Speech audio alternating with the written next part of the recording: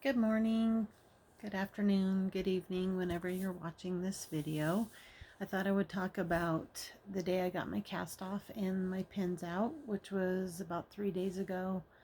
It's hard to believe it's already been 3 days. It feels like it was just yesterday. And I did post the video of them taking my cast off. It's really, really short video because I actually didn't even think about it. They had already cut the top, and then I told the nurse, "Oh wait, I want to video it," and so I got them cutting the bottom of the cast, and the tool looks really scary, but it's not. I mean, she even showed me on her skin, it's not going to cut you. It looks like a little saw, and it vibrates through the cast, and it actually really tickles. It feels really weird, especially if you have like a little bit of numbness and kind of loss, like if you have the radial nerve palsy, which is what I have. Um, and you could look that up if you haven't heard of it, because I am no medical expert. But yeah, it just feels really weird. Um, Hopefully, I could see why, especially kids, would be scared to see that tool coming at your cast, thinking, "Oh my gosh, if that goes through the cast, it's going to cut my arm." But it doesn't. And then they have this special tool that pulls it, just kind of spreads it apart and pulls it open, and then they pull it off. It doesn't hurt at all. Um, the part I didn't like is when the pins came out, even though the surgeon kept telling me before that, oh, it's no big deal when they pull those out and it doesn't hurt. And, well, it wasn't the most comfortable thing. I thought I was going to be brave enough to video it, and it just kind of happened really fast. I guess he didn't really give me a whole lot of notice. He just started pulling on them. I mean, that sounds dramatic, but he started taking them out, and the second one was in there kind of at an angle, and so he really had to twist to pull it out.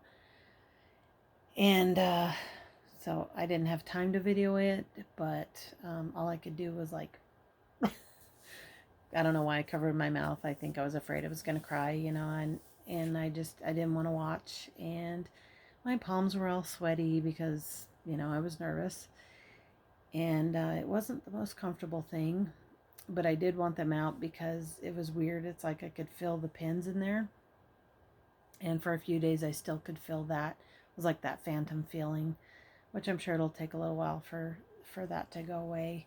And then of course, like the thing that I kind of feared is I can't lift my wrist, which is part of that nerve trauma.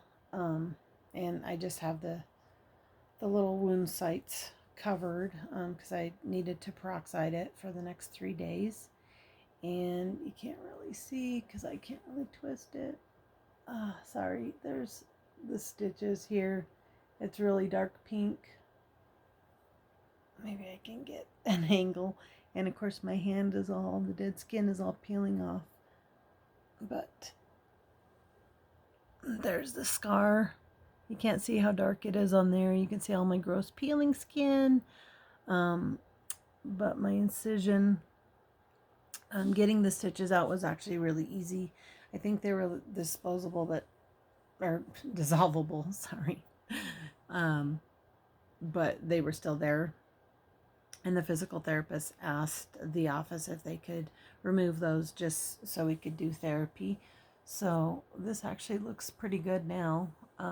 They basically just pull the scab off and the stitches come with them. So that feels better, looks better. I still have really hardness right here. And then my hand is so puffy and swollen. It's really yucky. Um, I I support it. I don't know how I'm going to do my physical therapy at home, because I definitely want to support this wrist. The other thing that they did was they made me a new removable cast, and of course I picked purple again. Um, and I asked the nurse to shape it to where I can take it on and off myself.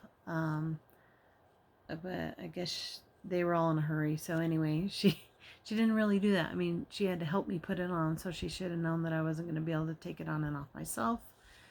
So unfortunately, my physical therapist that same day, she had to pretty much take up the whole entire appointment by cutting pieces out at the elbow, and they always have the worst scissors there, so it took a long time for her to cut it and then um, I put the soft lining on it, and it's still quite a challenge to put this on and off because it's hard to it's hard to spread it open with one hand and then have your hand out of the way. So again, what I do is lean it against my body and elbow first. And I hope I can do this without wincing too much. And get my other arm out of the way. Sorry, you can't see. Got it in there. This new one they brought all the way down here so I can have the support. This little strap, which is supposed to be velcroed, does not stay. I'm gonna have them fix that. But then you just velcro the rest. So it's pretty easy. I have to wear this if I'm not doing physical therapy. If I'm just sitting, I can have it off, which is, I don't know, I kind of like the support actually. And what else? If you guys are in public, going in places, and you just have your coat because it's winter, and of course it's just draped over this arm because of course you can't put it in. You know, you might have security people come over to you because this happened to me when I was going into get a CT scan for a whole nother issue. But anyway, I had my cape on, and she came over and said, "Well, not to be personal, but can I see what's under your jacket?" She called it. So I kind of chuckled and said, "Of course, you know, they had to check for weapons." So I said, "Of course, you can see." I said, "I mean, it could be a weapon, but it would probably hurt me more than it would hurt them." So just to, I never even really thought about that, how that looks. You have, you know, it's like you're hiding something. But oh, what else? What else is there to know? That was quite a kind of a traumatic day. I mean, it does feel good to have my cast off because now I can actually more easily put on a long sleeve, you know, of course, under this, which is nice since it is winter in Colorado. We're lucky because we do have some pretty nice weather at the moment, but it does get cold, and you know, your hands already can't move, and so you can't put it in pockets or anything, but just wear a beanie and try to get a mitten that you could put over your hand, but you have to have somebody help you again. Which is you know, I asked my granddaughter the other day if she could help me with my cast because I was kind of in a hurry, and she's only 6, so she, you know, doesn't understand all of this, and she was help holding it open, but I was kind of struggling to, my arm wasn't going in. And so she, you know, gently, but she was like pushed on my wrist, and I was just like, "Oh, honey, honey, honey, you can't do that," and immediately in tears. And she felt so bad, and then I felt bad that I even asked her to help me. I mean, that was really silly of me to do. But it the more you do it, the easier it gets, and you know, figure out the little tricks. It's just going to be a really long process because of that, the nerve, radial nerve palsy is what it's called. And sorry, this is really hard to take off by yourself. But looking at it, actually, last night, I was laughing so hard because I was just like, oh, it just kind of dangles there, and it, you know, I can't move it and doesn't do anything, and it's all puffy and it's like a dead hand. And we were laughing because I said, you know, it's like looks like those fake hands you do at Halloween. And then, of course, I'm like constantly peeling all this ugly dead skin off.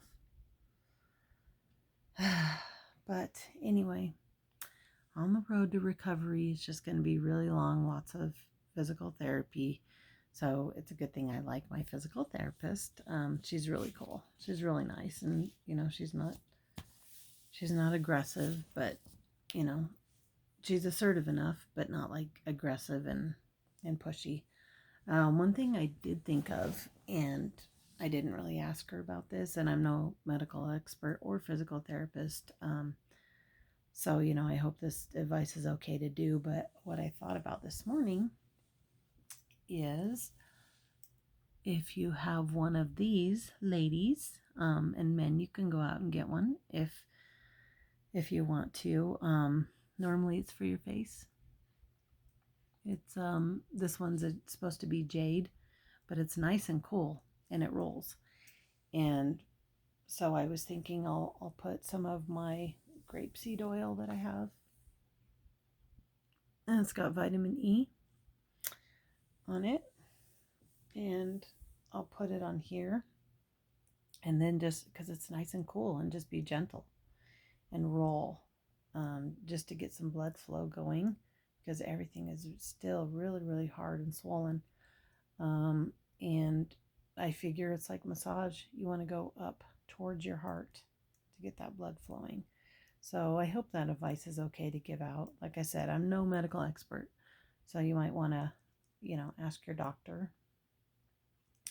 But sometimes I just do things on my own because I'm like, well, I guess if I hurt myself, that's my own damn fault. But I don't think this is going to hurt anything. It actually feels really good and helps. My hand is actually flattening out. But when it first came out, it was pretty cramped up like this. And then, of course, swollen. So I kept wanting to like push it down right there. But my physical therapist said, no, we don't need to do any more damage. So, but it's actually on its own starting to flatten out. So that's a relief. I've finished getting all the nasty dead skin off. But anyway, sorry, I tend to squirrel sometimes. But this actually does feel really good. You can get these you can get just cheap ones or expensive ones. You can get them I think I've seen them at TJ Maxx. You can find them online to order. Yeah, just get you a cheap one. Sally's, a lot of the beauty places will have it because, like I said, it's like pretty popular for your face. You're supposed to roll it. It's all those little fun little gadgets we order, but then we use once or twice, and then it just sits in the drawer. But for some reason this morning I was thinking of that. I thought, ooh, that would actually feel really nice. So anyway, can't think of anything else at the moment about this appointment anyway. I will still try to update on anything else, on any other tips I have for doing everyday things one-handed. And actually, I do have a video I want to make, kind of addressing some things that men do that women, I think, get frustrated with and feel insulted by. So I think I might do that video either later today or tomorrow. Just kind of depends on when I have time. Because I'm very lucky and my mom comes and helps me when she can. Well, she's my driver because they still don't want me to drive, and I don't feel comfortable driving anyway, because although, as you get older and the more driving you do, of course you drive with one hand a lot of times, but if I were to need two hands, I'd be in trouble. And then, with certain turns and stuff, you want to be able to use both hands. So my mom, anyway, drives me the appointments, but she also comes over and helps me with things that I need done around the house, because even though I can do a lot of things one-handed, I just think safety-wise it would be better to have help, and also it would probably take me twice as long to do things, and I do kind of get a little bit frustrated, and I just don't want to hurt myself anymore than I already have. So anyway, if you guys have any questions, just comment below. If you have anything you want me to do a video on, like I said, I'm no expert. I didn't start this channel for followers or anything like that. I actually have done more videos in the last few months than I have since I've had the channel. But it's kind of fun. I kind of get to feel like I'm socializing, even though I'm not in public. And, I don't get feedback at the moment, but if you comment, I will reply. Thanks for watching. I hope you guys are doing well.